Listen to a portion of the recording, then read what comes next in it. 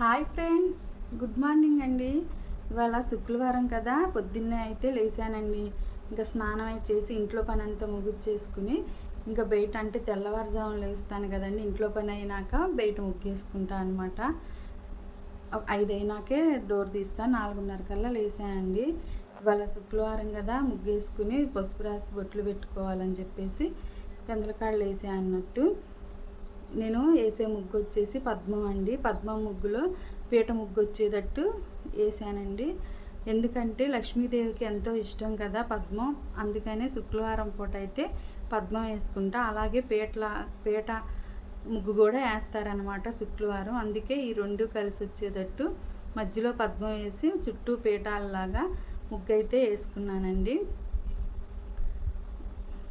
అలాగే పసుపు కుంకుమ కూడా పెట్టుకుంటున్నాం. అంటే ప్రతిరోజు ఏం పసుపు కుంకుమ పెట్టనండి. శుక్రవారం పండగలప్పుడు నేను బొట్లు పెట్టుకుని పసుపు రాసి బొట్లు పెట్టుకుంటాను అనమాట.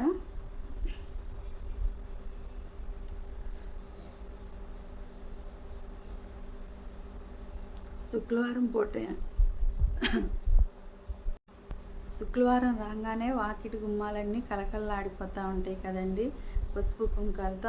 ఇవాళ శుక్రవారం అని అర్థమైపోయింది అనమాట. అట్లాగే తులసికోట దగ్గర కూడా పద్మం ముగ్గేసుకుని పసుపు రాసి బొట్లు పెట్టుకున్నానండి.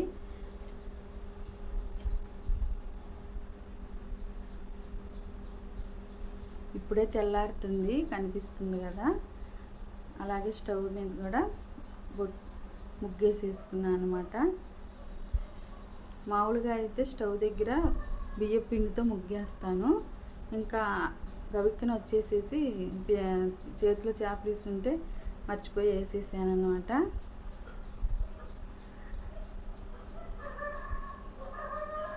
కాళ్ళకి పసుపు. శుక్రవారం వస్తే ఆడపిల్లల కాళ్ళు నిండుగా పచ్చగా కనిపిస్తాయి కదండి.